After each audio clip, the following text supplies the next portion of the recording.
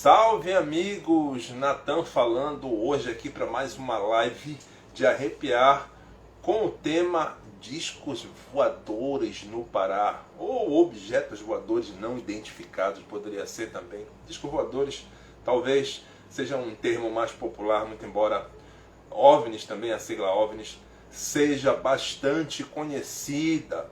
Bem-vindos, vocês que estão entrando agora, bem-vindos à nossa live. Antes de qualquer coisa, se tu gostares do vídeo, não esquece de deixar lá o teu like. Não segue a gente ainda nas redes sociais? Pô, segue lá, Instagram, Facebook, YouTube, é tudo o mesmo nome, Belém de Arrepiar. Segue a gente, ajuda essa rede social assombrosa a crescer.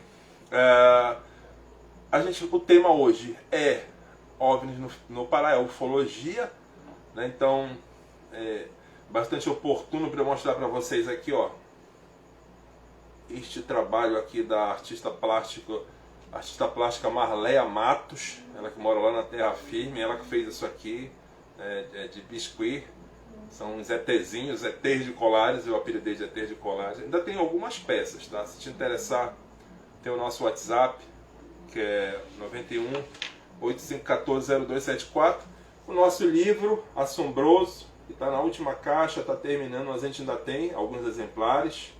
É o primeiro livro que nós lançamos. Ele está aqui ainda disponível. E sobre o que falaremos hoje? Bom, esse assunto é um assunto muito vasto, mesmo em se tratando do estado do Pará. Para vocês terem uma ideia, só o tema Operação Prato, que tem a ver com o fenômeno chupa-chupa, dá aí, acho que não sei quantas lives para a gente esgotar a temática, né? Mas hoje a gente não vai falar da Operação Prato, muito embora tenha sido a ocorrência mais expressiva dentro dessa temática da ufologia aqui no estado, considero aqui no Brasil. A gente vai falar de uma outra época, uma época mais lá para frente, década de 90, em que houveram aí alguns acontecimentos. Eu fiz uma chamada ainda há pouco, né? Além de postar a chamada da live, eu postei uma história no Instagram e no Facebook, contando um pouco do que aconteceu, de um caso aí que nós investigamos na década de 90.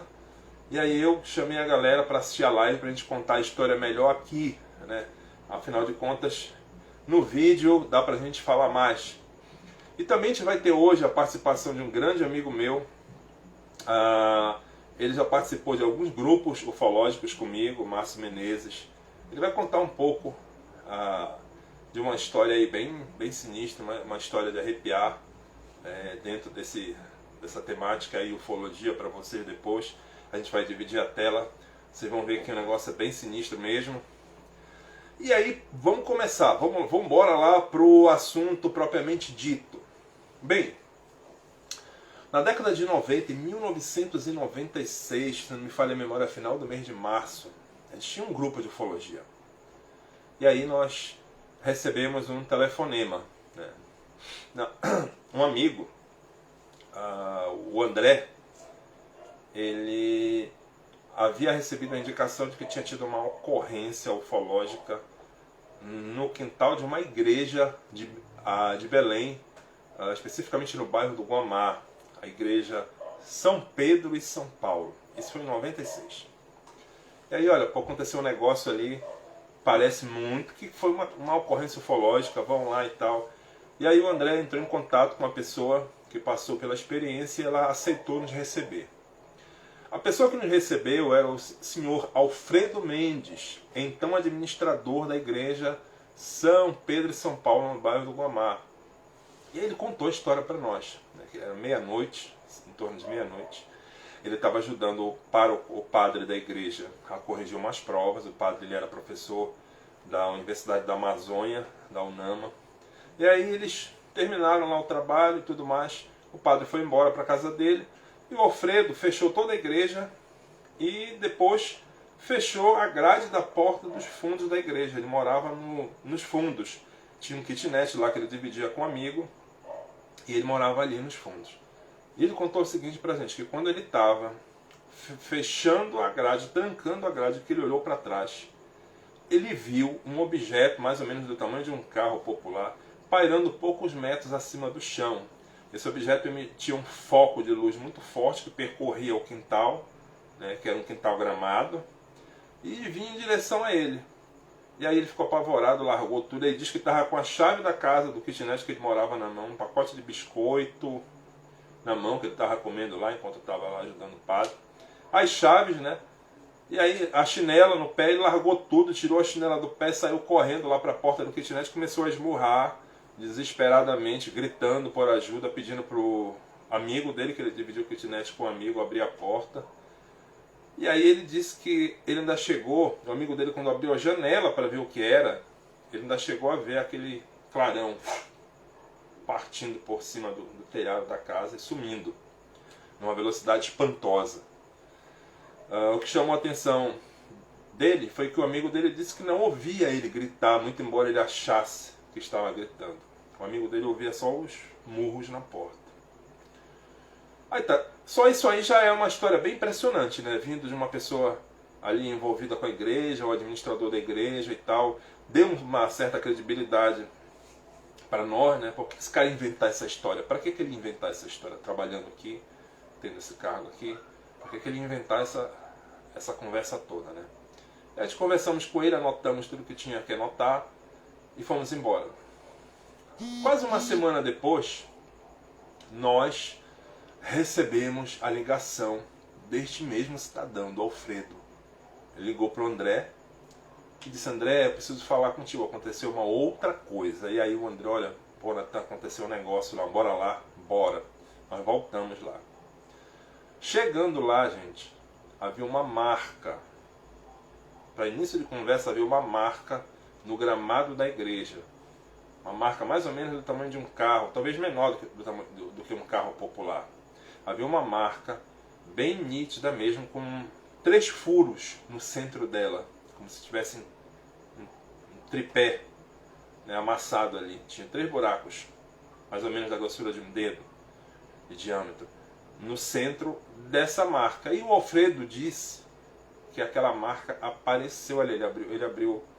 Ele acordou de manhã e encontrou aquela marca ali. Ele disse: pô, aquele objeto era do tamanho disso aqui, cara. Aquele objeto pousou aqui.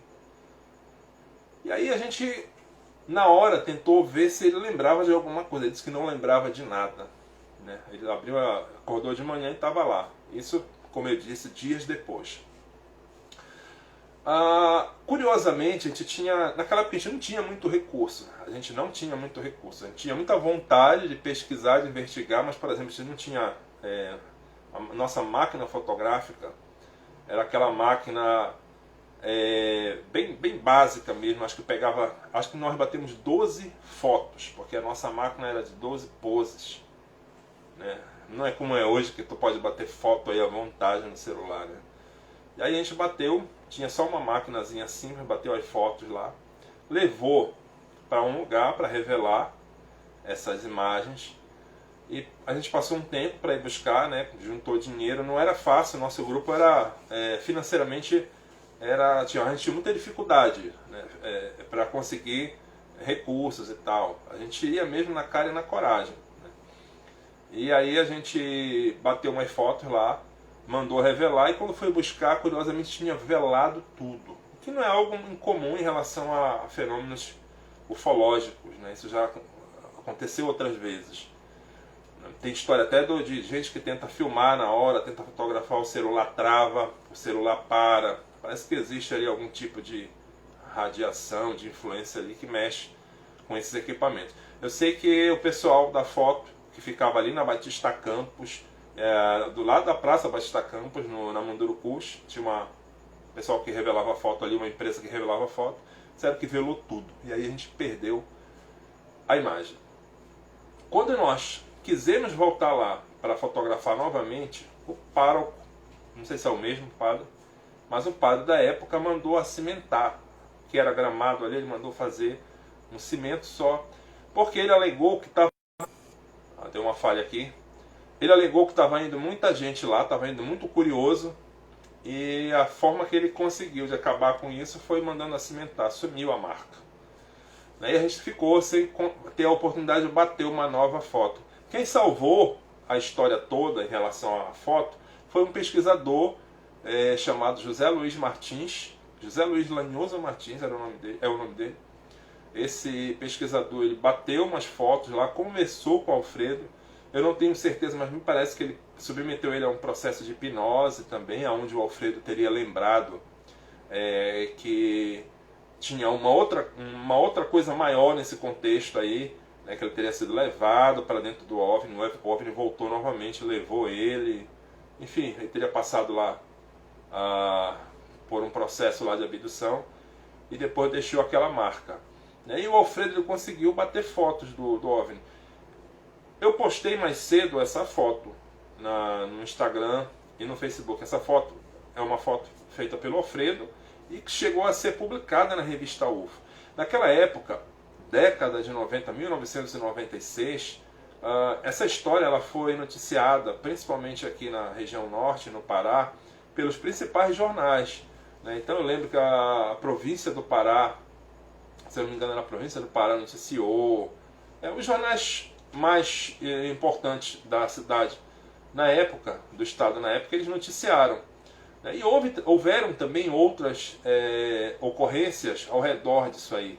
Houve aí eu lembro que o jornal A Província também noticiou a história de uns estudantes que viram um OVNI pela janela de um apartamento. O OVNI ficou paralelo, perto deles, eles estavam estudando ali para uma prova e o OVNI apareceu por ali.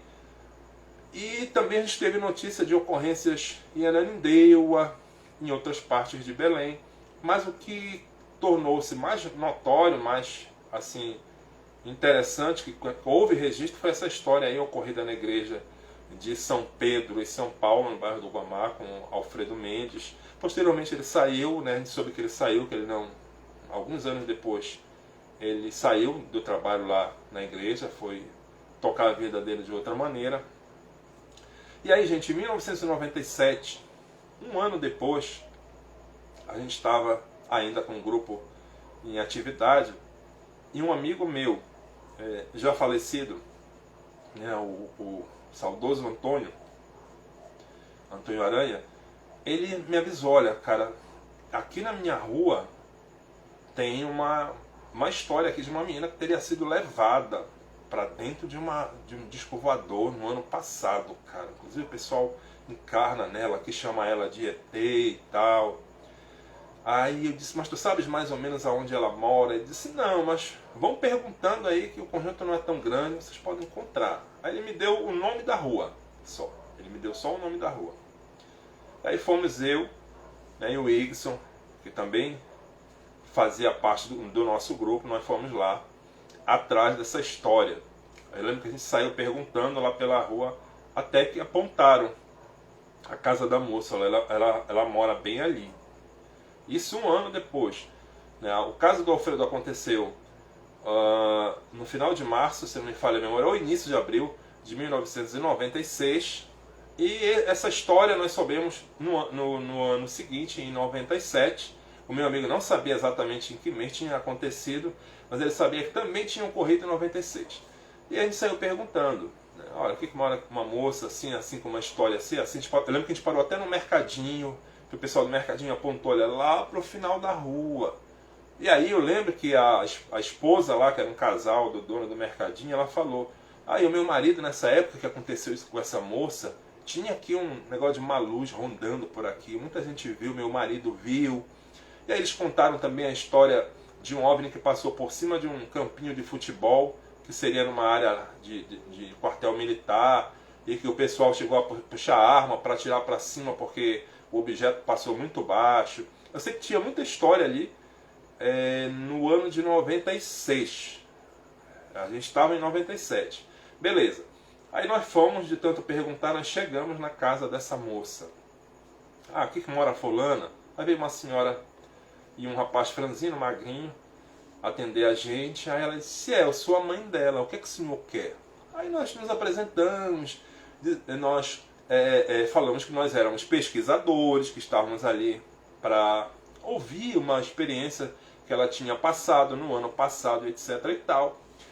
E a mãe dela disse assim para nós: olha, eu acho que a minha filha não vai querer contar essa história para vocês. Eu falei: mas por quê? É porque ela passou por muito problema, isso trouxe muito problema para minha filha. E aí eu pedi para ela, né, a senhora pode contar um pouco o que aconteceu com ela? Gente, a história é impressionante. O que essa mulher contou para nós, olha que a gente estava acostumado, né? Naquela época, em 1996, eu já pesquisava ufologia desde adolescente.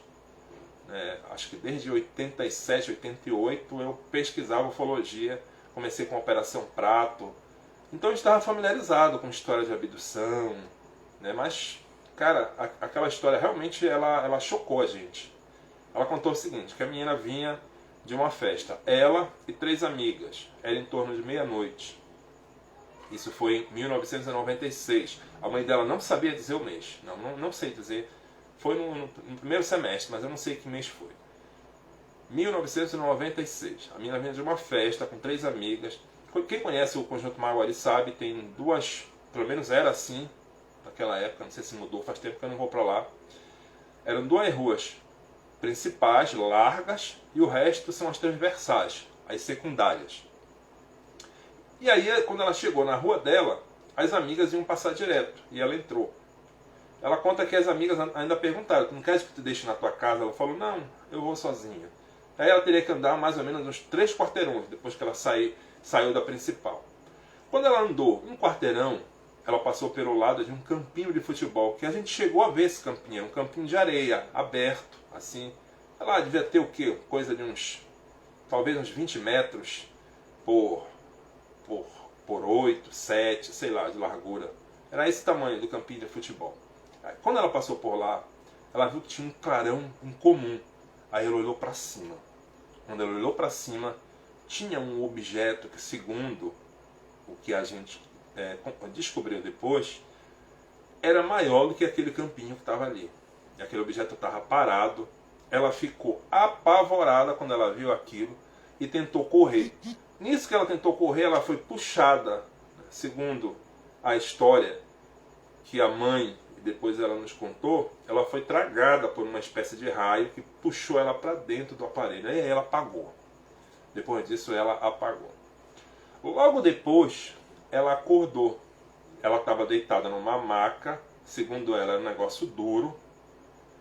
Tinha uma luz em cima do corpo dela, que ela achava que aquela luz estava impedindo ela de se movimentar. Ela só conseguia mover do pescoço para cima, né? Ela não conseguia mexer parte nenhuma dali para baixo. E quando ela olhou para frente dela, haviam 4 seres. 3 com aquela aparência clássica de Grey, cabeção, olhão, narizinho, um rasgozinho no lugar da boca, né? Pela descrição dada, cerca de 2 metros de altura, e tinha um outro ser lá diferente. E sua mãe contando, né? E aí ela disse: meu filho, eu sei que foi isso que ela me contou. A gente começou assim, ela ficou gritando desesperada aí na porta. O meu filho, que era o rapaz que estava lá do lado dela, ele foi olhar, era a irmã dele que estava gritando: mãe, me ajuda, abre isso aqui, eles estão atrás de mim. E aí, ela nem esperou meu filho abrir a segunda grade. Ele abriu a grade da porta. Quando ele ia lá abrir a grade do portão lá do muro, ela pulou o muro, correu para dentro de casa e se escondeu num canto escuro lá da sala, que estava escuro. Ficou lá escondida, gritando que era para ela tirar eles de lá. A menina ficou traumatizada. Ela passou 15 dias, segundo a mãe dela, que ela não pronunciava uma única sílaba. Ela não falava nada, ela só desenhava desesperadamente, como se quisesse explicar para os familiares o que tinha acontecido através do desenho, né? E aí eu perguntei: mas ela sempre desenhou? Ela disse: não, eu nunca vi essa menina desenhar. E ela desenhava perfeitamente o interior da nave. Ela desenhava a imagem dos seres que teriam levado ela, né? Enfim, ela fazia desenho atrás de desenho. Eu cheguei a pedir para olhar o desenho: eu posso olhar esses desenhos? Ela disse: não, esses desenhos foram queimados depois. E aí, o que aconteceu? Ela passou 15 dias assim, né? A mãe levou no médico, e aí o médico disse: olha, é melhor a senhora tirar sua filha daí. porque sabe como é, daqui a pouco tá todo mundo sabendo, aí tem os curiosos, tem o pessoal que fica, não perdoa, fica encarnando, né, que fica debochando, tirando sarro da pessoa. Então, a menina era adolescente, ela tinha 16 anos na época, e aí, aconselhada pelo médico, a mãe levou a menina para o conjunto satélite. E aí eu falei, né, mas eu queria ouvir isso da boca da sua filha, como é que a gente faz para falar com ela? Ela reiterou, minha filha não vai querer falar com vocês. Ela não fala mais nesse assunto. E aí a gente estava eu e o Igson, né? E aí eu disse, mas me dê o endereço dela. De repente a gente consegue conversar com ela, e a mãe dela deu. Ela morava umas 3 ruas abaixo da rua que a mãe dela morava, né? Como já tinha se passado quase um ano, ela se juntou com o namorado. Na época que aconteceu a experiência dela, ela já tinha esse namorado, e aí ela se juntou depois com o rapaz e foi viver com ele nessa casa. E nós fomos atrás, eu e o Iggs. Fomos lá procurando, a gente tinha o número da casa e o nome da rua, então a gente, não foi difícil. Não foi tão difícil encontrar a casa dela como foi encontrar a da mãe dela. E aí logo nós encontramos o número, né, a rua e o número da casa. E havia uma moça varrendo a calçada. Eu lembro benzinho, ela estava varrendo a calçada. Tinha uma mesa de bilhar perto dela, como se fosse ali um barzinho, né? E aí eu perguntei, boa tarde, tá? É aqui que mora fulana? Bom dia, era de manhã isso. É aqui que mora fulana? Ela disse, já com a vassoura parou de varrer, olhou meio desconfiada, disse, mas o que vocês querem com ela? Aí a gente contou, né? Aquela velha história, nós somos pesquisadores, soubemos da experiência dela, gostariam de ouvir a experiência dela e tudo mais, somos pessoas sérias e tal. E aí ela virou pra gente e falou, olha, sou eu, mas eu não tô afim de falar disso mais. E aí a gente ficou meio assim, né, poxa, vamos. Pensei, né, vamos tentar mais um pouco aqui. Poxa, mas não dava pra tu contar só um pouquinho da tua experiência aqui? A tua mãe já falou bastante, mas a gente tem umas dúvidas a respeito do que aconteceu contigo e a gente queria ouvir da tua boca. Será que seria possível?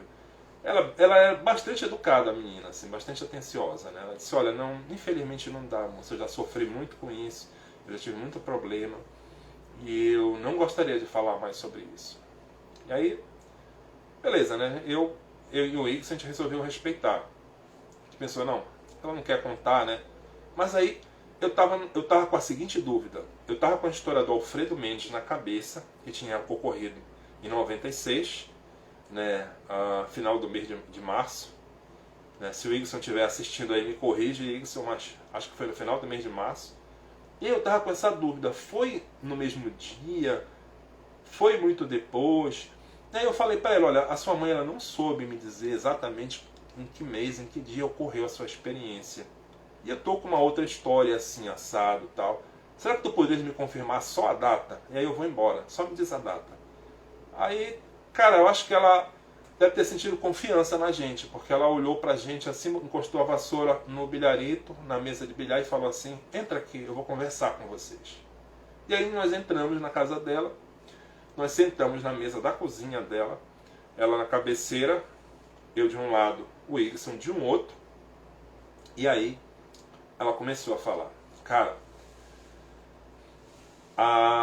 vocês já chegaram a assistir essas entrevistas aí de vítima de estupro, né? Pessoas que passaram por esse tipo de trauma, que a pessoa, ao mesmo tempo que fala, quer chorar, se emociona. Cara, eu comparei com isso aí. A menina já tinha passado um ano, mas conforme a menina contava a história, essa menina ela ia chorando, né? Ela ia começando a soluçar, a chorar, e ela dava uma respirada, tomava uma água, aí voltava a contar de novo. Né? E aí ela contou o que a mãe contou pra gente com maiores detalhes, com riqueza de detalhes. Por exemplo, ela disse que quando ela estava lá deitada nessa maca e que ela olhou esses 4 seres que estavam lá, 3 eram parecidos, aquele tipo Grey, como eu falei anteriormente, só que alto. Um outro, o quarto elemento ali, o quarto sujeito, ela não conseguia descrever muito. Quando ela falava dele, ela começava a soluçar, como se aquele ali em especial tivesse traumatizado ela mais que os outros. E a única maneira que ela conseguia descrever ele era assim, ele tinha uma aparência monstruosa e gosmenta. Era só o que ela falava. Ele tinha uma aparência monstruosa e gosmenta. E quando ela falava dele, eram os momentos que ela mais se emocionava. E aí ela disse que ele se aproximou, ele e os outros 3 se aproximaram dela. Né? Esse ser que ela descreveu como monstruoso e gosmento passou a costa da mão no rosto dela, como se quisesse sentir a textura da pele dela. Né? Meteu a mão na boca dela, assim, puxou a língua para fora, fez assim na língua dela, depois devolveu a língua dela para a boca. E aí ela disse que ela ficou horrorizada. Ela disse que ele tinha uma aparência assim horrível. Né? Depois eu pensando na descrição simples dela, né, fiquei me perguntando, não teria sido um reptiliano? Né? Aquela aparência meio monstruosa, meio gosmenta, como ela dizia. Não teria sido um reptiliano que estava ali no meio daqueles outros 3 greys, né? E ela, na simplicidade dela, descreveu daquela maneira. Enfim, ela disse que depois que eles fizeram isso, eles foram de novo lá para um canto, né? E aí ela disse que ela sentiu muito medo, porque esse que ela descreveu como monstruoso e gosmento, ele ficava fazendo assim e apontando para onde ela estava. Fazia assim e apontava. E os outros faziam em negativa com a cabeça, como se estivessem discordando desse outro aí, né? Segundo o que ela nos contou. E ela disse que ela sentiu muito medo. Nesse momento eles voltaram para perto dela. Ela sentiu 4 agulhadas, uma em cada lado do pescoço, uma em cada pulso, e desmaiou. Quando ela acordou, ela estava debaixo do objeto no campinho, lá, desmaiada no campinho de futebol, né? O aparelho ainda estava em cima dela. Ela despertou ali, levantou e saiu correndo para a casa dela. E ela disse que quando ela chegou na frente da casa dela, que ela olhou para trás, o objeto estava parado lá. De repente ele fez isso, né? Numa disparada assim, em direção ao Parque dos Igarapés, que é um clube que tem ali próximo ali ao conjunto satélite. Ela disse que o objeto teria ido naquela direção do Parque dos Igarapés. O conjunto satélite fica perto do conjunto Maguari, que era onde ela morava. Eu cheguei a perguntar para ela também se ela ouvia as vozes deles. Ela disse que ouvia. E aí eu cheguei a perguntar para ela como que era, se ela podia comparar com alguma coisa conhecida. E ela disse assim, olha, para mim parecia com zumbido de abelha. Eu não entendia nada, era só que e aquilo me perturbava muito, ela disse. Aquilo me perturbava muito. A história dessa moça, ela teve depois outros desdobramentos, né? Que aí... Eu sei que a gente saiu de lá, gente. Eu e o Ixon, nós saímos de lá assim tão chocados com a história dela. Né? E ela foi tão gentil com a gente. No final ela disse, gente, por favor, não divulguem a minha história para ninguém. Eu já sofri muito com isso. Já me apelidaram muito, já me encarnaram muito. Fazem piada de mim. Então, eu peço que não tornem público a minha história. E aí nós saímos de lá e a gente resolveu respeitar essa história dela. Para vocês terem uma ideia, isso aconteceu em 1996, somente em 2009, né, ou seja, 13 anos depois, num blog que era... Eu ainda tenho esse blog, mas não posto mais nada lá há anos. Está todo desconfigurado o blog. Chamado Belém de Arrepiar também, era Belém de Arrepiar, blogspot.com. Eu contei em 2009 essa história lá, sem revelar nome, sem revelar detalhe de nada, Não teria como a pessoa identificar ela, assim como não tem até hoje como identificar só pelo que a gente está contando. E aí a gente tinha feito lá um relatório inteiro e tal, tinha a intenção de mandar para a revista UFO, que era uma revista especializada. A gente falou, quer saber de uma coisa? Bora deixar essa moça em paz. Bora deixar a história dela para lá. Ela já sofreu tanto com isso aí. E infelizmente as pessoas não entendem às vezes quem passa por isso. A pessoa acha que a pessoa está louca, a pessoa imagina que a pessoa está inventando, enfim. A gente preferiu deixar a história dela de lado e não levar adiante. Mas a história dela é bem interessante. Teve outros desdobramentos, como, por exemplo, quando ela contou ainda que quando ela estava morando com a avó dela, por conta de recomendação do médico, no conjunto satélite, houve uma vez que ela estava voltando do shopping Castanheira. E aí ela ouviu o mesmo zumbido, né, que ela compara com o zumbido de abelha na cabeça dela. Era no final de tarde, ela olhou para cima e ela disse que viu o objeto, o mesmo OVNI, no céu, agora mais distante. Né? E depois que ela viu aquele OVNI distante, que ela olhou para cima e viu aquele OVNI, ela apagou. Ela não sabe mais o que aconteceu. Quando ela deu por si, ela estava andando pelo conjunto satélite já à noite, perguntando onde que a avó dela morava. Ela tinha esquecido, ela sabia o nome da avó dela, ela estava lá no conjunto satélite, mas não sabia mais nem que rua e nem o número da casa. E ela saiu perguntando, e depois conseguiu encontrar a casa da avó dela. Enfim, essa história ela marcou muito a gente, foi uma história que, muito embora a gente nunca tenha carregado provas materiais dessa história dela, foi uma história que deixou a gente bastante chocado, eu confesso. É bem mais do que a história do Alfredo, que teve lá, tem registros e tal, né? E isso tudo aconteceu no ano de 1996. Quem pesquisa ufologia deve lembrar que teve um fato aí que ganhou repercussão mundial, que aconteceu no ano de 1996, que é aquela história do ET de Varginha, né? Acho que muita gente já ouviu falar dessa história. Só que o ET de Varginha aconteceu bem no início do ano, acho que em janeiro aconteceu, né? E essas ocorrências aqui no Pará que nós registramos aconteceram entre os meses de março e abril. Agora, eu vou ver se ele já mandou aqui a solicitação para participar da live. Eu vou ver se o Márcio Menezes já mandou. Eu queria que ele contasse uma história aqui bem interessante para vocês. Deixa eu ver aqui se ele já enviou. Não, ainda não enviou.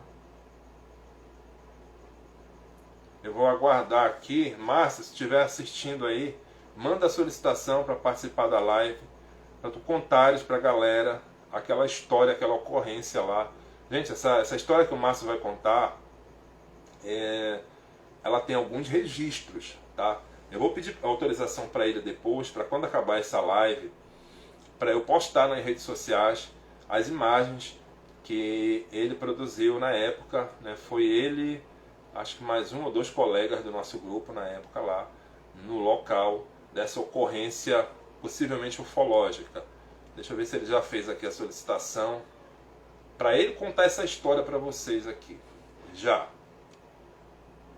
Quero abrir a tela aqui. Está carregando. Vamos ver se aparece nosso amigo Márcio aqui, para ele contar essa história que aconteceu. Passando em Anhangapi. Opa, já abriu aqui. Oi, Márcio. Boa noite, Márcio. Boa noite, Natan. Boa noite a todos. Bem-vindo, Márcio, aqui à nossa live de hoje. Quer falando um pouco, né, sobre os OVNIs no estado do Pará. Eu sei que tu tens uma história aí bem interessante para contar para a galera e fica à vontade aí, Márcio. Conta pra gente como foi que aconteceu essa história aí. Bom, em 2011, um amigo nosso foi contactado por o filho de um fazendeiro lá próximo de Inhangapi, dizendo que aconteceu um fato estranho lá na mata da fazenda, porque as fazendas têm uma área de... para não desmatar, né? E no dia anterior desse fato, no final da tarde, eles tinham visto uma bola de luz vermelha, assim por trás dessa área de mata. E acharam estranha aquela luz, né? Ela ficou um tempo lá, depois sumiu. Quando foi no outro dia, um vaqueiro lá que estava de cavalo passou nessa área de mata e notou as árvores caídas, que não era assim, né, no local. Certo. Aí, quando isso ele chegou... no dia depois da aparição dessa bola de luz. Inclusive foi na época do carnaval, em 2011. Na época do carnaval. Depois desse fato que eles viram a luz, no outro dia esse vaqueiro passou lá e viu as árvores tudo caídas, assim, numa área assim de mais ou menos uns 100 metros, de um diâmetro assim de uns 20 metros por 100 metros de comprimento. Pô, as Certo. árvores tudo quebrado, caído, e assim, como que vai um local tão grande assim, da noite pro dia cair tudo assim? Aí a gente resolveu ir lá para filmar, tirar foto. Aí fui eu, o Hélio, um outro amigo, o Alci Valério. Chegando lá, a gente entrou lá nessa mata e o que é que a gente viu? Realmente, uns 100 metros de comprimento por 20 de diâmetro, tudo caído. Tinha árvore que estava só o topo, olha. No início dessa reta, as árvores mais no topo que estavam quebradas. É como se um objeto tivesse vindo do alto, fosse Hum. quebrando primeiro as primeiras árvores só no topo, e aí foi quebrando as outras pelo meio, foi descendo e quebrando as outras assim, até pela raiz, foi puxando tudo. Como se tivesse caído alguma coisa ali. É uma coisa que veio do alto, foi quebrando primeiro em cima, aí depois foi quebrando pelo meio e depois foi descendo e quebrando lá até árvores pela raiz e árvores grossas. Foi fazendo esse Quebrando, trajeto assim. Foi descendo, aí foi marcando as árvores, né, ali. foi. E aí, E aí, Márcio? uma coisa inexplicável, né? Quer dizer, eles não conseguiram explicar. Agora, o que acontece? Nesse local, acontecem fatos lá estranhos. Por exemplo, na década de 90, próximo a essa mata, uma outra área lá que tem até um igarapé, um vaqueiro morava lá com a família e ele foi acometido pelo chupa-chupa. Ele foi atacado pelo chupa-chupa, né? E aí ele ficou com medo e sumiu de lá, foi morar no outro local. Eles têm também outros casos lá, o dono da fazenda, ele estava assim, numa rede, nas árvores, e também sofreu um raio do chupa-chupa, e ele teve que vir a Belém para se tratar. Ele ficou Isso em que fraco, ano, Márcio? Sabes o ano? eu não sei o ano, mas foi depois desse É. fato, em 2011. Foi depois de 2011. Foi depois de 2011. Foi. Aí jogaram um raio nele, ele ficou fraco e teve que vir a Belém se tratar.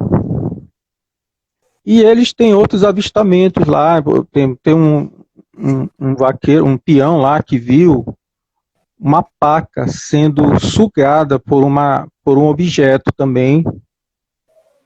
Eles viram o animal subindo, sendo sugado para dentro do objeto, uma paca. E também outros avistamentos que eles já viram lá, luzes dançando lá, assim, nessa área da mata, sabe? Mas qual foi o município que aconteceu isso, Márcio?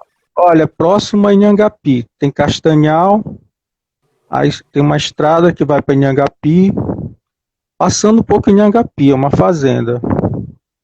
Entendi. Isso E foi em aí, 2011. 2011. E aí ninguém conseguiu saber o que foi, porque um tornado muito improvável, né? Um pequeno tornado muito improvável. E assim a forma que veio, porque que umas árvores só estavam no topo quebrado, outras no meio e outras pela raiz. A gente podia achar que era raio, né? Mas também foi uma área muito grande, né? 100 por quanto de largura? Uns 20 de largura mais ou menos. 100 de comprimento por 20 de largura. De largura. Isso aí dá o quê? 2.000 metros quadrados, né? É, É isso? por É aí. uma área grande, cara.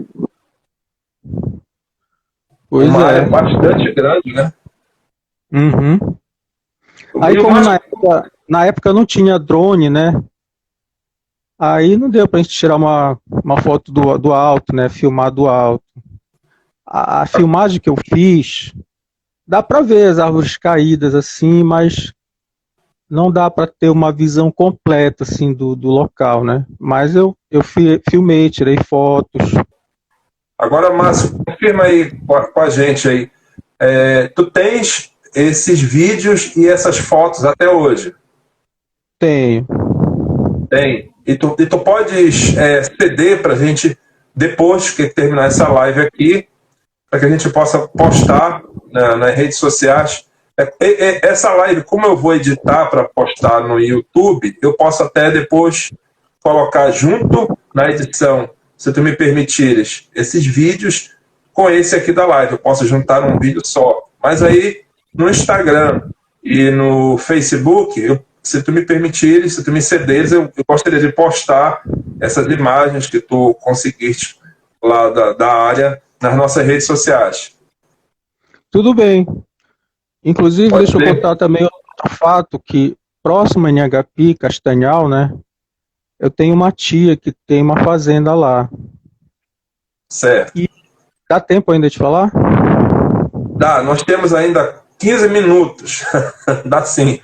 Pois é, então olha só como as coisas se conectam, né? Porque é próximo de Nhagapi, né? Em É. 89, em 1989, eu soube através da minha tia, né, que ela foi visitar a minha casa aqui em Belém, veio visitar a minha casa, e ela falou que o vigia da fazenda dela lá de Castanhal estava vendo uns objetos, uma bola de fogo, né? Aí na época eu já era muito interessado no assunto, né? E fui lá. Passei uma semana, nessa época eu estava de férias. Passei uma semana. Na primeira noite, eu fiquei lá a noite toda com vigia. Na primeira noite eu já vi. O que tu viste, Márcio? Tem uma área lá na entrada da fazenda que é plantação de seringueira. Esse objeto veio por trás dessa plantação. Eu vi aquela bola vermelha assim, só aquele negócio piscando vermelho. Aí, quando eu saí para olhar, eles viram que a gente saiu para ir atrás deles, para olhar. E aí ele deu uma guinada assim para trás dessa plantação de seringueira e foi para a pista lá, que é inclusive a pista que vai para Inhangapi. Hum. E aí eu vi aquele objeto, parece assim uma árvore de Natal, toda piscando assim, colorida, e dois flashes, um na frente e um outro atrás, piscando, dois flashes de luz e aquela coisa toda colorida piscando, mais ou menos do tamanho assim dos dois carros, né? Aquele negócio piscando bem devagar e foi dando a volta por trás da fazenda até desaparecer. Tava abaixo, Quando Márcio? estava abaixo, bem baixinho mesmo, eu calculo uns 20 metros. Eu fiquei próximo dele assim uns 300 metros, mais ou menos. Aí ele deu a volta assim por trás da fazenda, foi embora, até sumir, por trás das matas, né? Aí quando foi 2 horas da madrugada, isso foi meia-noite. Quando deu umas 2 horas da madrugada, ele volta, só que não nessa área, numa outra área assim, numa tocha, só uma tocha. Isso foi na primeira noite. Todas as noites eu via. Ele passava às vezes longe, ia e voltava. Parece que lá era como se fosse um trajeto deles. Eu calculo que nessa semana que eu fiquei lá, eu vi umas 20 a 30 vezes esse objeto. Mas tu não ficaste com medo não deles te fazerem alguma coisa? Olha, aconteceu uma noite que eu tinha ficado a noite toda e eu não tinha visto. Quando foi 5 horas da manhã, então 6 horas da manhã, eu falei à vigia, hoje eles, aliás, eles tinham passado, mas muito longe. Aí eu falei, vigia, eu acho que hoje eles não vão mais passar, não. Aí eu entrei na casa e fiquei na sala, da casa lá.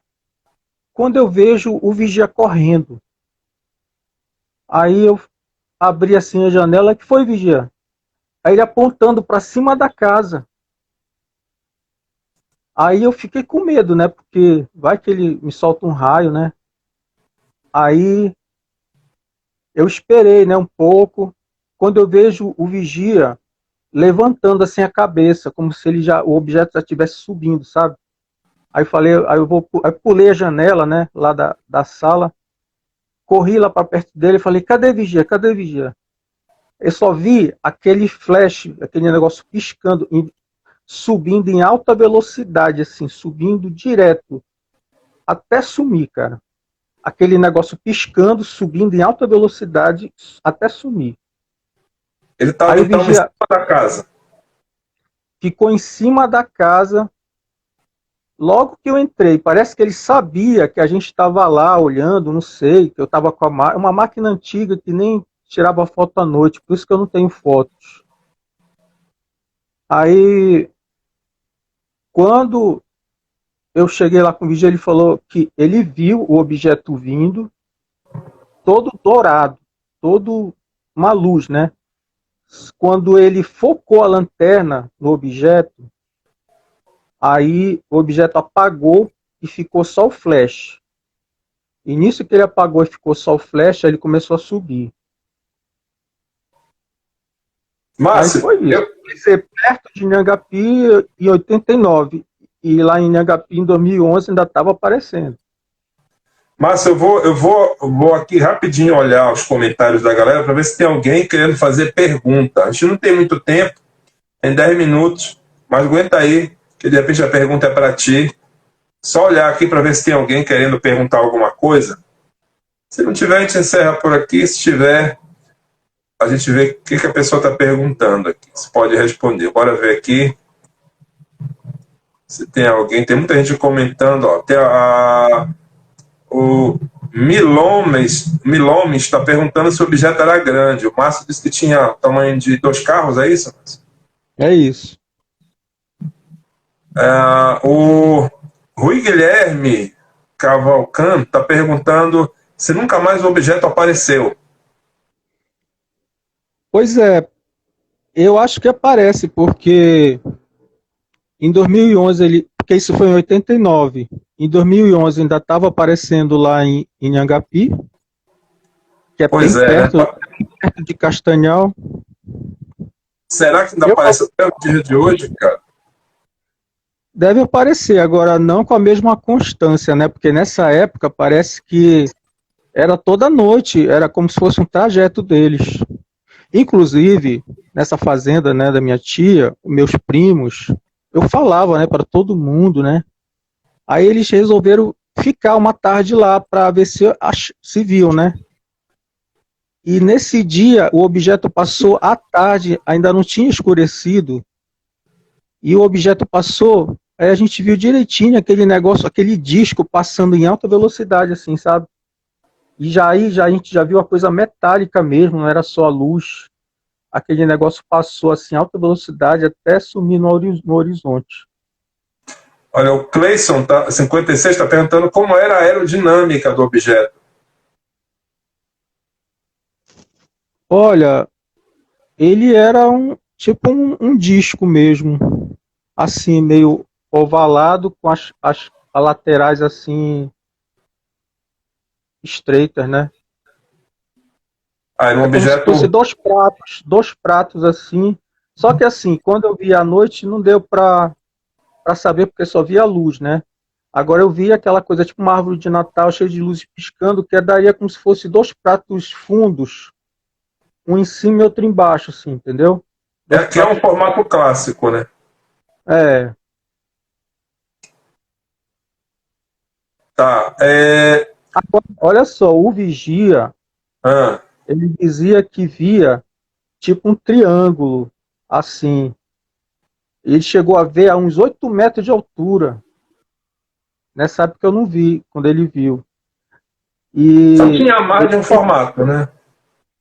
é, ele disse que eu calculo que seja o mesmo que se descreve no chupa-chupa.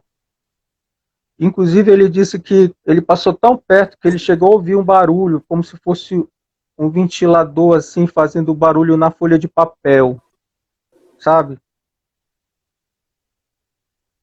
Entendi. Ele é assim, bem de leve, bem fraquinho, ele chegou a ouvir o barulho.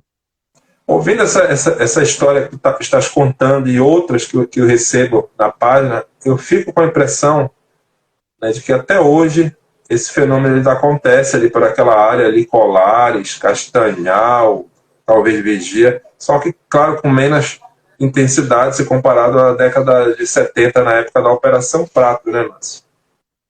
Olha, inclusive eu até te passei, né, Natan, uns vídeos que está acontecendo no Acre. Está acontecendo no Acre atualmente. Eles estão atacando os índios.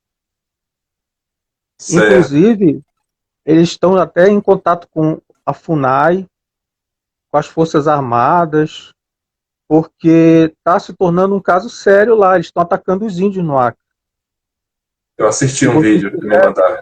tu podes até passar o link pessoal no Instagram Vou desse passar. caso.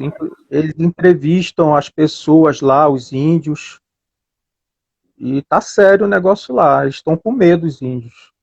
Então está acontecendo mesmo, atualmente. Márcio, só que tem uma outra pessoa fazendo uma pergunta que não tem a ver com a temática, mas eu vou responder porque me interessa bastante essa ideia aqui. Sou Eliassof, está perguntando assim, Natan, se conseguir um ofício com a prefeitura para fazer uma live do cemitério Santa Isabel, tu vais? Eu vou. Consegue que eu vou, tá? Eu me comprometo, eu vou. Acho que ele está falando no período noturno, né? Porque de dia a gente já fez live lá, dá para fazer, não precisa de ofício, mas à noite que está fechado. Se tu estiver te referindo ao período da noite, eu vou, tá? Eu vou. O pessoal pede muito. Mas voltando aqui para o assunto ufologia no Pará, a gente já está aqui com 5 minutos para terminar a live, senão eu não consigo postar no Instagram. Márcio, eu queria te agradecer demais a tua participação. Cara, o pessoal ficou bem interessado no que tu falaste aí. Eu vou ver se eu arranjo uma forma aí de disponibilizar o link desse vídeo que tu me mandaste, falando dos índios do Acre. E eu vou postar já, com a tua permissão, esses arquivos que tu tens aí de vídeo e de foto desse lugar, dessa área com cerca de 2.000 metros quadrados, que foi devastado ali, teve ali uma boa parte da floresta ali quebrada ali, né, as árvores quebradas, danificadas ali por algo que ninguém sabe bem o que foi, mas que na noite anterior chegaram a ver uma bola de fogo, uma bola vermelha, uma bola de luz ali, que o pessoal acabou atribuindo a esse objeto aí, né? Eu vou postar com a tua permissão. Muito obrigado por teres participado da nossa live e tuas considerações finais, Márcio. Boa noite aí para todos. Obrigado pela entrevista. Eu te agradeço, Márcio, pela participação. É isso aí, galera. Obrigado aí vocês que acompanharam até agora essa live. Um abraço e até o próximo relato.